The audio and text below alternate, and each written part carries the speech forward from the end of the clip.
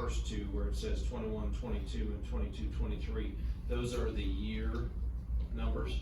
And then third down is the first semester. So you'll notice that it's roughly in the half version because it's half a year. So you have the different discipline codes, relationship behaviors, behaviors that endanger self to others, behaviors of a safety concern. Those are all how referrals are coded. And 21, 22, the total was 3980, 22, 23, 4882, and so far for the first semester was 1858. Thing to understand with this is incidents and not referrals. So sometimes there are multiple students that are involved in an incident. Could be 2, could be 4. So these are incident numbers. Blue line in the middle. Everything above there is first semester last year as it compares to first semester this year. And if you look at the totals, for example, Amherst County High School last year, first semester was 915, this year it's 826. Most of those numbers are down. There are a few schools that are higher, but except for 3 schools, they all have, all the numbers have are a little bit low. This is very important to understand why we use 3+. These are students that we target with behavior interventions. So once they have 3 or more referrals, and at the bottom, I want to kind of introduce something to you. Notice that for the first semester of 21-22, the total number was 150, so that's 3.7% of students.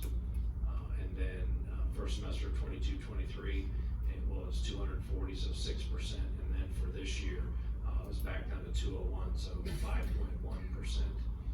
A lot of those numbers at the high schools last year were tardies, so they're down a little bit this year. School suspension, these are the numbers and number of referrals leading to out-of-school suspension, 48, and then the number of out-of-school suspension days was 364.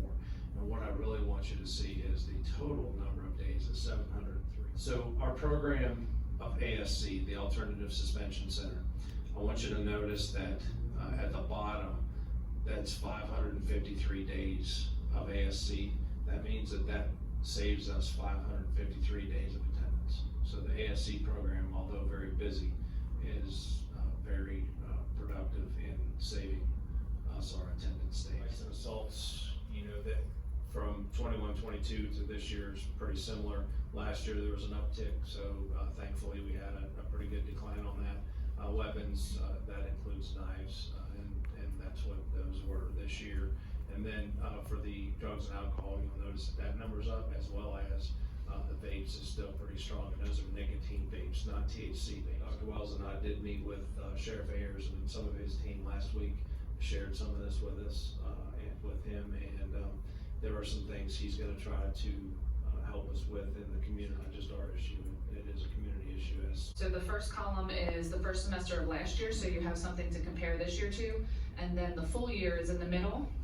So you can see in the first semester of last year, we had a division total of 96 bullying investigations, and then 159 at the year, so there was a decrease in the second semester of last year, and there's been further decrease in the first semester of this year. I think that there's many factors that go into that, and one is that it's obvious that we're taking this very seriously and we're following all the steps, and parents are being called, and we're doing all the entire process, and it's all documented, and there's accountability. And I think that has helped to have students realize that this is something that's being taken seriously. So of the 39 investigators, 19 of them were deemed to be not bullying, which means that they were probably a peer-to-peer relationship issue or a misunderstanding of some sort.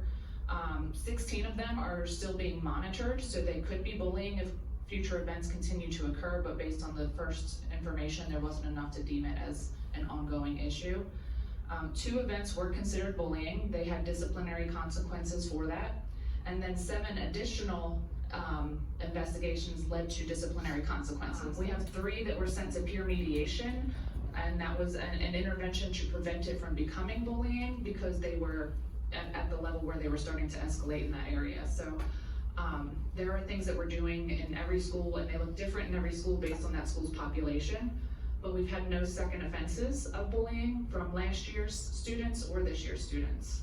A lot of training with our administrators. We have lots of conversations at principals meetings and all of that, because there's changes that come constantly from the state. We're just consistently trying to navigate making sure that everybody is coding things properly, that when a similar behavior happens in one building and another building, that it is coded the same way and treated the same way, so that everything is fair and accountable.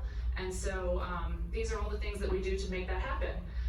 But we also use this data to try and support our students, to put things in place in the buildings. Our ATSS teams review this data.